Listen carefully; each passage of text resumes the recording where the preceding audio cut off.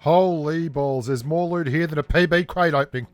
Uppercut, uppercut, sonic boom! This is the brand spanking new, fresh to the market beta map Karakin. I'm going to tell you about the best loot spots. I'm going to tell you about sticky bombs. I'm going to tell you about the Panzerfaust.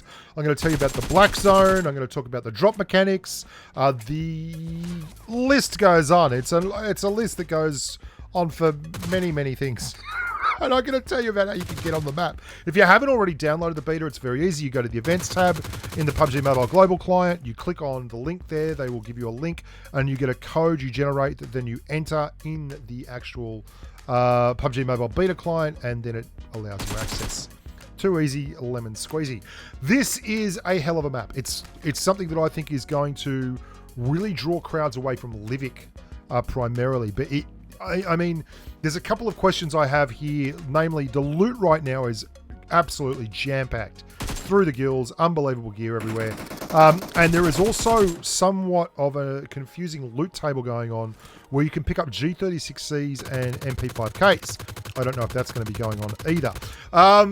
There are two big changes here, obviously, to weaponry. There is a sticky bomb, which you can use to open up walls and blow things up in Karakin. There's specific walls that are fairly obvious when you see them, you'll know what I mean. I'll show you some examples of that. And there's a Panzerfaust as well, which has a one-shot. It is a one-shot only weapon that you can carry around and blow things up. And that's all well and good. It's... look, I'll be honest with you, the Panzerfaust is good. It's fun. But it's very, very hard to get the most out of. It's just a big bit of giggle. And there's definitely some Instagram memes to be had with that, but I don't think it's going to be the game breaker that a lot of people seem to think it is. These are the kinds of walls you can break open with the sticky bomb. There's a Panzerfaust clip here. There's a bloke over there. I'm going to use the range marker to figure out how far away that guy is. 50 meters, cool, I'll use that. The 100 and the 150 markers on the Panzerfaust are rubbish. Don't use them. Absolute bollocks. Don't make any sense at all. A lot of the buildings you need a sticky bomb to access. And I will get to that because the best loot spot in the game, you need a sticky bomb. This is the Black Zone. This is the red zone for Karakin. Basically, huge missiles drop down from in the air and they destroy the buildings. So if there's anyone hiding in the buildings, if you're being a campy, sweaty grub, you'll be Karakin right up the Karaka.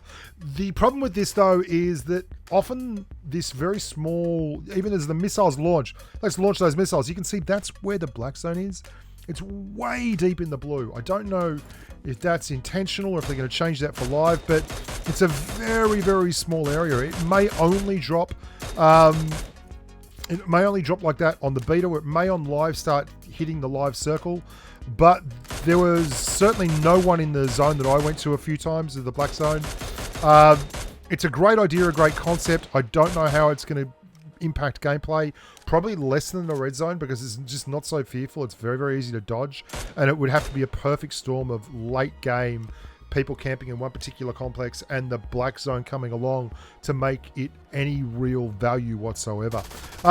Let's talk a little bit more about these loadouts. MP5K, I don't know that this is going to go live. When you play the beta, oftentimes the loot tables are very screwy. For instance, the Mosin Nagant is the new beta test sniper rifle. I've played with it on the Chinese version, Game for Peace, and I really, really enjoy it. But it is, for all intents and purposes, another Kar98K. It just looks awesome, and I think the audio sounds of the weapon and the bolt action are actually a lot nicer than the Kar98K. But you can't get that on Karakin. Only bots do currently drop it because the bot loot table is kind of screwed up. And I think that might be what's happening here because you have Vikendi only loot like G36Cs and MP5Ks dropping alongside the guns that they were replacing, like Vectors and M4 and Scar Ls and things like that. It's a very, very odd situation and one that I would think wouldn't go to live. Now, this is the best loot drop in the entire map. This is the Karakin Vault system, otherwise known as Bushka Palooza. The bots as well will follow. If you're running around downstairs, and I had been for a while, the bots will follow you around because they can't shoot at you because you're underneath them, but they just like kind of follow you around through the ground. Anyway, let's have a look at what's down there because it is pretty sensational. It's the middle of the map, just slightly to the south and to the east. And if you run down these very, very long corridors, boom, have a look at it. absolutely gear everywhere, and there are 4 wings to this, and they're all centered around this building in the middle, this room in the middle, which you need a sticky bomb to access. In there are a whole bunch of gold bars, and it's like a bank vault. I only found a Kar98K in there, but I'm assuming that there will probably be something like a crate or a crate flare gun maybe down there, which would make this one of the most incredibly sought after loot locales in the game. And you can enter it through a whole lot of areas. You can see this actually comes up underneath one of those little domes that is just out in the middle of the map.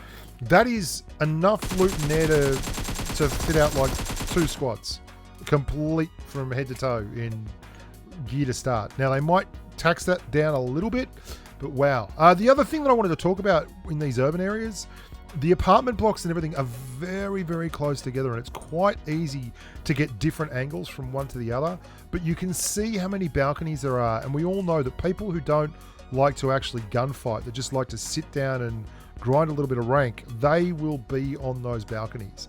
You're thinking red stacks in Picardo, you're thinking apartments in Erangel.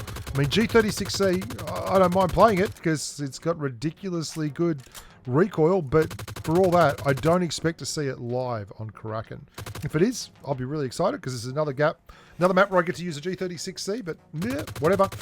Why do I like the map itself so much? Well, whereas Livik is kind of a blend of Erangel and Sanhok in its size, but it's just downsized, this is pure late game Miramar, which means that you will, and see, this is, I only found the Mosin Nagant on bots. I found it on bots, that quiz bot there that I'm going to get a Mosin, and you can hear what I meant there by the audio. It just sounds so cool, doesn't it? Like, I really do love that audio. So you end up with this very high, lots of undulating hills, but a lot more steep and severe than you get on Livik, as well as a complete lack of grass. So people are going to have to gunfight, and there's going to be all kinds of third-party action going on here. At the start, I expect a lot of people to drop very, very much the outskirts, and once people start realizing that there's all that loot in the middle, I wouldn't be surprised to start seeing them really contesting middle there as well. Lots and lots of automatic weapons, and I think they're going to adjust that loot table down. Otherwise, it's going to be absolutely crackers. The sticky bombs are interesting. They're quite hard to be effective with in terms of offensive weaponry. They are there for the purpose, which is to open up different areas of the map. And I mean, I don't know. I don't know why. It's like someone's, obviously they're being set off by a Nokia mobile. But back to Karakin itself, there's no real, or at least I didn't find any areas that shadowed the Erangel kind of lots and lots of grass thing that meant people could just snake around, which is the most apathetic mode of gameplay. And I think that's why this is going to be incredibly popular. Everyone knows that most of the people that really love, like most of the really aggressive squads, play a lot of Miramar because it's just so easy to have these big ass gunfights where no one gets to just lie in the grass. You really do. It's not as good as FPP in terms of how, it creates a skill gap, but it does still very much create a skill gap. What I mean by that is that you can't just hide. So although you can third-party peek, if you're in the open on a mountain, you're not going to be able to just go to ground and be invisible all of a sudden. And I think for that, people are going to love this. Not the least reason too is that there's just a whole lot going on this map in terms of cover.